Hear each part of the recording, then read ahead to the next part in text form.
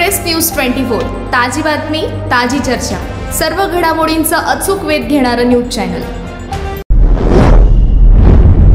नांदणीतील मठात परंपरेनुसार असलेल्या हत्तीनीला गुजरातमधील वनतारा प्रकल्पात नेल्यानं या विरोधात तीव्र जनभावना निर्माण झाल्या आहेत। अनेक गावात हत्तीनीला परत आणण्यासाठी लढे सुरू झाले आहेत। या पार्श्वभूमीवर इचलकरंजीत ही सकल दिगंबर जैन समाज आणि भगवान महावीर जयंती उत्सव मंडळ यांच्या संयुक्त विद्यमाने आज बैठकीचं आयोजन करण्यात आलं होतं। प्रारंभी भगवान महावीर उत्सव मंडळाचे अध्यक्ष चंद्रकांत पाटील यांनी हत्तीनीचा लढा हा फक्त जैन समाजाचा नव्हे तर सकल मानवाचा आहे, त्यामुळे या लढ्यात सर्वजण सहभागी होत असल्याबद्दल कृतज्ञता व्यक्त केली। सौरभ शेट्टी यांनी 3 ऑगस्ट रोजी नांदणी ते कोल्हापूर जिल्हाधिकारी कार्यालयापर्यंत हत्ती परत मिळवण्यासाठी पदयात्रा काढण्यात येणार आहे। या पदयात्रेत मोठ्या संख्येने सहभागी होण्याचं आवाहन केलं। यावेळी अनेकांनी जन आंदोलनाचा भाग म्हणून जिओ आणि रिलायन्सच्या विविध उत्पादनावर बहिष्कार घातला जात आहे। लोकलढ्यातील हे सगळ्यात मोठं आंदोलन यशस्वी होत असून आतापर्यंत 20,000हून अधिक लोकांनी जिओचा मोबाईल नंबर पोर्ट केल्याचं सांगितलं। आमदार राहुल आवाडे यांनी महादेवी हत्तीनीला नेल्यानं समाजाच्या भावना दुखावल्या आहेत।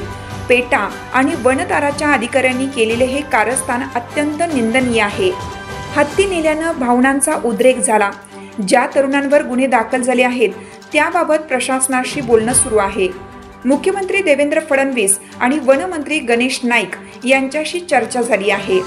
कोणत्याही स्थितीत शासनाच्या वतीनं हत्तीनीला परत आणण्यासाठी योग्य भूमिका मांडली जाईल।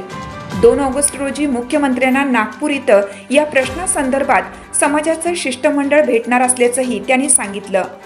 हत्तीनीला परत आणूपर्यंत जन आंदोलनाचा रेटा सुरूच ठेवण्याचा निर्धारही या बैठकीत करण्यात आला।